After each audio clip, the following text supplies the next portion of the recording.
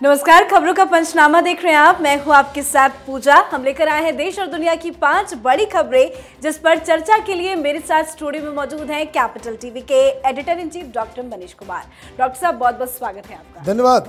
सबसे पहले नजर हेडलाइंस पर। दिल्ली में एमसीडी चुनाव के लिए वोटिंग हुई पूरी। आम आदमी पार्टी पर लगा चुनाव में धांधली का बड़ा आरोप। 450 वोटर्स के नाम लिस्ट से गायब। बिहार में शराबबंदी पर आरजेडी नेता के बिगड़े बोल। कहा, बिहार में भगवान की तरह शराब दिखती कहीं नहीं लेकिन मिलती हर जगह। बयान पर सियासत तेज। गुजरात चुनाव के दूसरे चरण के लिए वोटिंग कल। चुनाव के बीच जामा मस्जिद के शाही इमाम ने जारी किया फतवा। कहा, सभी मुस्लिम एकजुट होकर कांग्रेस के लिए वोट करें। महाराष्ट्र में लिव इन पार्टनर सलीम ने अपने महिला मित्र को दी धमकी। कहा, श्रद्धा के तो 35 टुकड़े हुए, तुम्हारे 70 करूंगा। फ्रांस के राष्ट्रपति ने पीएम मोदी को लेकर कही बड़ी बात। कहा, मेरे मित्र पीएम मोदी शांति के लिए हम सबको लाएंगे साथ।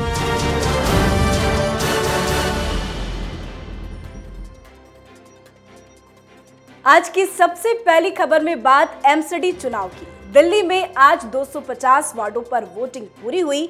वोटिंग के बीच आम आदमी पार्टी पर चुनाव में धांधली का बड़ा आरोप लगा है। बीजेपी सांसद मनोज तिवारी ने गंभीर आरोप लगाते हुए बताया कि करीब 450 लोगों के वोटिंग लिस्ट से नाम गायब है। जब वोटर्स दिल्ली के सुभाष मोहल्ला के वार्ड में बीजेपी को वोट देने पहुंचे तो उनका नाम लिस्ट में नहीं मिला। मनोज तिवारी ने कहा, यह दिल्ली सरकार की एक बड़ी साजिश है, इसके खिलाफ शिकायत करेंगे और इस चुनाव को रद्द करने और फिर से चुनाव कराने की अपील करेंगे। एमसीडी चुनाव में आम आदमी पार्टी पर बड़ा आरोप लग रहा है। 450 वोटर्स का नाम गायब बताया जा रहा है। देखिए, ये सिर्फ एक ही जगह की बात थी। मनोज तिवारी कह रहे हैं कि ये आम आदमी पार्टी की साजिश है, लेकिन इस तरह की खबरें बहुत जगह से आई कि लोगों के पास इलेक्शन कार्ड है, आधार कार्ड है, लेकिन नाम उनका डिलीटेड है उस पूरे वोटर लिस्ट से। तो ये तो जांच का विषय है कि क्यों ऐसा हुआ है, क्यों गड़बड़ी हुई है। एक और बड़ा मसला जो आम आदमी पार्टी के खिलाफ गया, एक उम्मीदवार दुर्गेश पाठक के साथ कल रात प्रचार करता हुआ पकड़ा गया, उसके वीडियो तस्वीरें सब कुछ आ गई। ये तमाम कंप्लेंट्स वगैरह जो है किए जा रहे हैं। ये राजनीति में आम बात है कि चुनाव के दौरान इस तरीके से कंप्लेंट करना, एक दूसरे के ऊपर लांछन लगाना। आम आदमी पार्टी भी कुछ लांछन लगा रही है, लेकिन इम्पॉर्टेंट ये है कि वोटिंग जिस हिसाब से अरविंद केजरीवाल चाह रहे थे उस हिसाब से वोटिंग हुई नहीं। वोटिंग ज़्यादा नहीं हुई है और ये आम आदमी पार्टी के लिए चिंता का विषय है। चिंता इसलिए भी क्योंकि जो तमाम रिपोर्टर्स और जो हम लोगों ने इंफॉर्मेशन गैदर किया, उसे ये साफ साफ मालूम चल रहा है कि बूथ लेवल पे आम आदमी पार्टी के कार्यकर्ता बिल्कुल नदारत नजर आए। जिस हिसाब से कांग्रेस पार्टी के कार्यकर्ता नजर आए, उतने भी कार्यकर्ता आम आदमी पार्टी के पोलिंग के दौरान पोलिंग बूथ पर नजर नहीं आ रहे थे। भारतीय जनता पार्टी के स्टॉल्स पे भीड़ थी, लेकिन इन लोगों का खाली था। अब कल शाम एग्जिट पोल आएगा और उसके बाद बाकायदा इसकी गिनती होगी, तो 7 तारीख को मालूम चलेगा कि ऊंट किस करवट बैठा है। एक बात जानना और समझना जरूरी है, अगर केजरीवाल दिल्ली में एमसीडी का चुनाव हार जाते हैं, इनकी बहुत बड़ी फजीयत होने वाली है। एमसीडी के लिए वोटिंग किस तरह से हुई, क्या कुछ कहेंगे इस पे आप?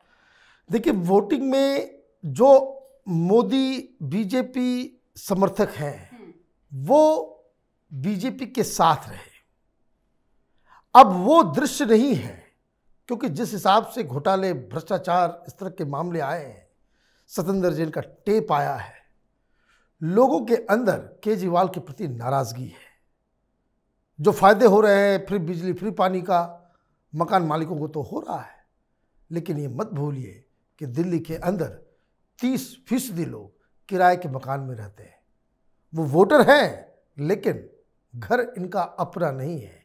और इसलिए ये चुनाव केजरीवाल की पॉपुलैरिटी के बावजूद, उसके फ्री बिजली, फ्री पानी के कहानी के बावजूद, उनके हाथ से स्लिप होता दिख रहा है। जी, आज की दूसरी खबर में बात शराबबंदी पर आरजेडी नेता के बेतुके बयान की।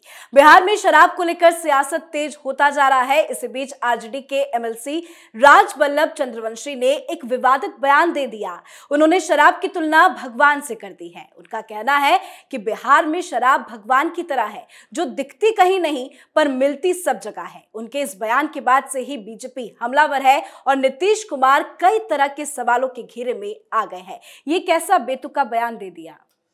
देखिए, राजनीति में कोई बयान यूं ही नहीं दिए जाते। एक तो इस बात की आपत्ति है कि आपने भगवान की तुलना शराब से कर दी। भाई, और भी धर्म हैं, और भी अल्लाह हैं, गॉड हैं, उनसे करने की तो इनको हिम्मत नहीं पड़ती। तो एक तो गुलामी मानसिकता, दूसरी चीज ये कि नीतीश कुमार लगातार इस शराबबंदी को लेकर अपने ही लोगों से घिर रहे हैं। वैशाली में अभी 8 लोगों की मौत हो गई। ये लोग देसी शराब नकली पी रहे थे। उसके बाद से ये मसला गरमाया है। जेडीयू के ही बड़े लीडर उपेंद्र कुशवाहा, जिन्होंने आरजेडी के साथ इनका गठबंधन करवाया, वो कह रहे हैं कि ये शराबबंदी फेल हो गई। मांझी साहब कह रहे हैं कि भाई बेकार है ये। अब आरजेडी के एक लीडर कह रहे हैं कि ये तो हर जगह मिल रहा है। मतलब ये कि नीतीश कुमार शराबबंदी के फैसले के ऊपर अपने ही कुनबे में घिरते चले जा रहे हैं। इस नीति में बिहार को 2-3 घाटे हो रहे हैं। एक, शराब मिल रही है लेकिन जो बिक्री हो रही है उसका टैक्स सरकार के पास नहीं आ रहा। आप फेल हैं क्योंकि शराब तो मिल रही है। दूसरी तरफ जो दूसरा घाटा है वो ये कि जितनी शराब बिक रही है उसका टैक्स भी कम से कम आता तो सरकार का जो राजस्व जो है वो बढ़ता। एक तो आर्थिक नुकसान भी कर रहे हैं और दूसरी तरफ आप शराब की बिक्री पे ऊपर रोकथाम भी नहीं कर पा रहे हैं। तो ऐसे में इस तरह की नीति को आप कह सकते हैं कि टोटल फेलियर है। अब नीतीश कुमार के ऊपर दबाव किसका पड़ेगा, क्या पड़ेगा, या आरजेडी अपने एमएलसी के बहाने इस तरह का हमला करवा करके नीतीश कुमार के घुटने टिकवाना चाहती है ताकि फिर से शराब की बिक्री शुरू हो सके, तो ये अलग कहानी। पर नीतीश कुमार एक्शन क्यों नहीं ले रहे हैं, चुप क्यों बैठे हैं? देखिए, नीतीश कुमार बहुत ही अहंकारी व्यक्ति है। उनको लगता है कि शराब बंद करके वो जेपी तो लोहिया, गांधी, उनकी विचारधारा को आगे कर रहे हैं। लेकिन दिक्कत क्या है, सिर्फ शराब पे पाबंदी क्यों, भांग गांजा के ऊपर भी नीतीश कुमार को रोक लगानी चाहिए, लेकिन उस पर वो रोक लगाएंगे नहीं। उनका अपना पर्सनल रीजंस है। जी, आज की तीसरी खबर में बात गुजरात चुनाव की। गुजरात विधानसभा चुनाव के दूसरे चरण में 14 जिलों की 93 सीटों पर कल यानी कि 5 दिसंबर को मतदान होगा। चुनाव के बीच अहमदाबाद की जामा मस्जिद के शाही इमाम शबीर अहमद सिद्दीकी ने मुस्लिमों से एकजुट रहने की अपील की है। फतवा जारी कर उन्होंने कहा है कि गुजरात के सभी मुस्लिम एकजुट होकर कांग्रेस के लिए वोट करें। साथ ही कहा, राज्य में तीसरी पार्टी के लिए कोई भी जगह नहीं है। कल सेकंड फेज के लिए वोटिंग होनी है गुजरात में, पर इस बीच इस तरह के फतवे क्यों जारी किए जा रहे हैं? बहुत दिनों के बाद ये फतवा पॉलिटिक्स जो है हिंदुस्तान की राजनीति में नजर आया है और ये मुझे लग रहा है इस बात के लिए कि शायद गुजरात में मुसलमान थोड़े आम आदमी पार्टी की तरफ झुकते हुए नजर आ रहे हों। मौलाना साहब को लगा कि इसमें तो वोट का बंटवारा हो जाएगा, वोट का बंटवारा हो जाएगा तो भारतीय जनता पार्टी जीत जाएगी। तो उन्होंने फतवा जारी कर दिया कि भाई वोट को बंटने नहीं देना है। यही मैं बार बार कहता हूँ, मुस्लिम समाज अपनी बढ़ोतरी के लिए, अपने विकास के लिए, अपने वेलफेयर के लिए वोट नहीं करता। भारतीय जनता पार्टी कैसे हार सकती है, कौन हरा सकता है, ये टैक्टिकल वोटिंग करते हैं और इसलिए इस तरह का फतवा पॉलिटिक्स जो है पहले भी होता था, अब भी होता है। अब जहां मुसलमान ज़्यादा हैं, जहां पोलराइजेशन होने का खतरा रहता है, वहां मस्जिदों में चुपचाप ये लोग करते हैं, लेकिन इस बार तो ऐलान कर दिया गया। तो दुख लग रहा होगा सबसे ज़्यादा तो आम आदमी पार्टी को। बहुत पैसे बंटवाए।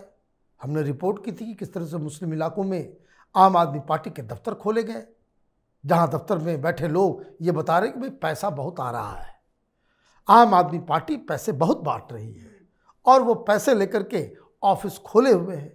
अब ये फतवा आ गया तो केजरीवाल के लिए तो पैसे भी गए और वोट भी नहीं मिलेगा। तो ये तो दिल्ली में कहते कि हम बहुत अच्छा धंधा करने में माहिर हैं, ये धंधा नुकसान का हो गया। इस पर कई ऐसे मुस्लिम समुदाय के लोगों के ही बयान सामने हैं कि केजरीवाल की कोई जगह नहीं है गुजरात में। देखिए, मैं बार बार कहता हूँ, मुस्लिम्स उसी को वोट करेंगे जो उन्हें लगता है कि ये बीजेपी को हरा सकते हैं।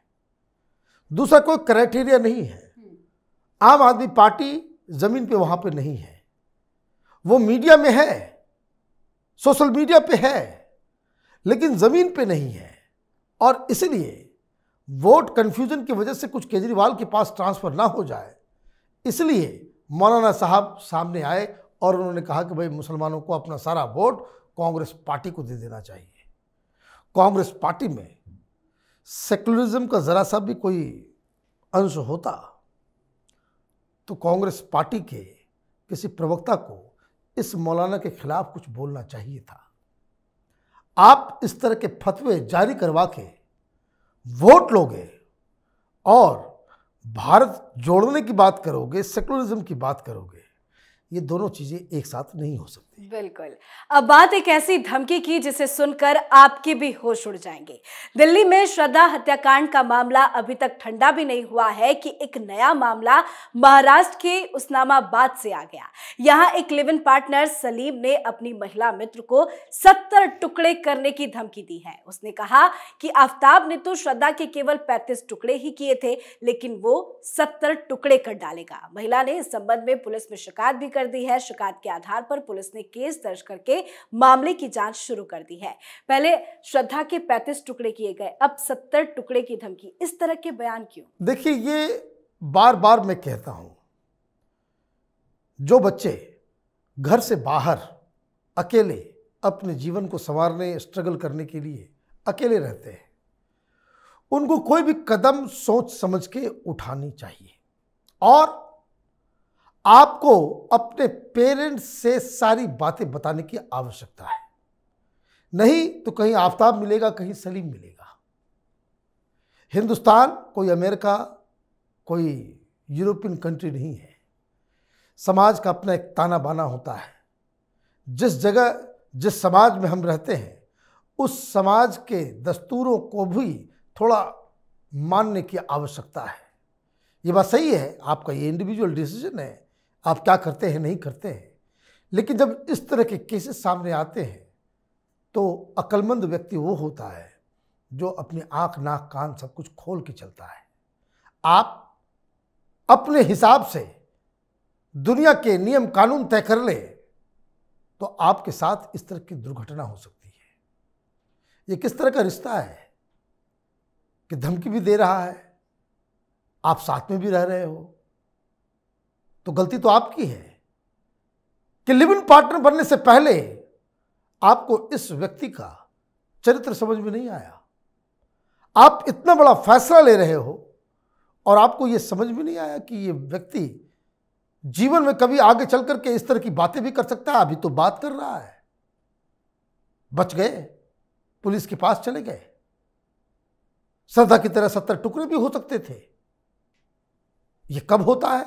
ये तब होता है जब सामने वाले को ये लगता है कि जो जिसके साथ आप रह रहे हो उसके आगे पीछे कोई नहीं है, न परिवार है, न भाई है, न सगे संबंधी, कोई नहीं, ये तो अकेली आई है, इसके साथ हम कुछ भी कर सकते हैं। ये मानसिकता, तो इसमें सलीम आफ्ताब तो हर जगह घूम रहे हैं। आपको सचेत होकर के अपने फैसले लेने पड़ेंगे। पर जब इस तरह के केसेस आते हैं तो उस पर एक्शन भी बहुत जरूरी है ना, क्योंकि तभी वो दूसरों को बढ़ावा नहीं देंगे। देखिए, एक्शन तो कानून के हिसाब से होगा, शायद मुझे मालूम चल रहा है कि इस लड़के को गिरफ्तार कर लिया गया है, पूछताछ चल रही है, जांच चल रही है। लेकिन कानून के भरोसे आप किस तरह से रह सकते हैं? कानून तो हिंदुस्तान का लुंज पुंज है। अभी ये लड़का जो आफताब दिल्ली का केस है, इसके खिलाफ कोई उस तरह का इनक्रिमिनेटिंग एविडेंस पुलिस इकट्ठा नहीं कर पाई है। वो कबूल भी कर लेगा, कोर्ट में मुकर भी जाएगा, और वेपन और हेड अगर श्रद्धा का नहीं मिला तो वो छूट भी जाएगा। यही कानून है। हमें सारी चीजें सोच समझ के, जीवन में जब आप बड़े बड़े फैसले लेते हैं तो कम से कम इसमें सोच समझ लगाने की आवश्यकता है। पेरेंट्स से पूछ, उनकी इजाजत, उनकी राय लेने की जरूरत होती है। जी, अब आखिरी खबर में बात फ्रांस के राष्ट्रपति के एक बड़े बयान की, जिसमें उन्होंने पीएम मोदी की तारीफ की है। दरअसल भारत को G20 की अध्यक्षता मिलने के बाद फ्रांस के राष्ट्रपति ने प्रधानमंत्री नरेंद्र मोदी के साथ अपनी एक फोटो शेयर की है। अपने ट्वीट में उन्होंने पीएम मोदी की तारीफ करते हुए लिखा कि एक धरती, एक परिवार, एक भविष्य। भारत ने G20 इंडिया की अध्यक्षता संभाली है। मैं अपने मित्र नरेंद्र मोदी पर भरोसा करता हूं कि वो हमें शांति और अधिक टिकाऊ दुनिया बनाने के लिए साथ लाएंगे। फ्रांस के राष्ट्रपति भी पीएम मोदी के मुरीद हो गए हैं। मैक्रो साहब ने क्या कर दिया ये? अभी एक दिन पहले कांग्रेस पार्टी G20 की अध्यक्षता हिंदुस्तान के पास आने की वजह से वैसे जल भून रही थी। कह रही थी कि इसमें कौन सी बड़ी बात हो गई, ये ऐसे ही रूटीन चीज है। और मैक्रो साहब ने ग्लोबल लीडर बना दिया। फ्रांस एक विश्व शक्ति है, उसके लीडर के द्वारा इस तरह से बयान देना कि एक तो मित्र बताना और दूसरा ये कहना कि ये दुनिया को स्थिरता और शांति लाने में हम लोगों को एकजुट ला सकते हैं, ये भरोसा दिखाना, मतलब जिस प्रधानमंत्री मोदी से ये टुकड़े टुकड़े गैंग, ये वामपंथी, ये दलाल पत्रकारों का जत्था घृणा करता है, कहता है कि भाई ये तो 2014 से पहले ही कहते भाई तो गुजरात का लीडर है, हिंदुस्तान में ही एक्सेप्टेबिलिटी नहीं है, अब ये ग्लोबल लीडर और दुनिया में भी अग्रणी नेता, ऐसे वैसे नहीं, वहां इनका नाम शुमार हो रहा है। तो आप समझिए आज नींद नहीं आएगी कई सारे लुटेन पत्रकारों को, कांग्रेस के बड़े बड़े लीडर्स को और विपक्षियों को जो प्रधानमंत्री मोदी से घृणा करते हैं। जी, बहुत बहुत धन्यवाद इतनी जानकारी। धन्यवाद। खबरों का पंचनामा में आज के लिए फिलहाल इतना ही। देश विदेश की बाकी खबरों और उनके सटीक एनालिसिस के लिए देखते रहिए कैपिटल टीवी। हमें लाइक कीजिए, शेयर कीजिए और कैपिटल टीवी को सब्सक्राइब कीजिए। नमस्कार।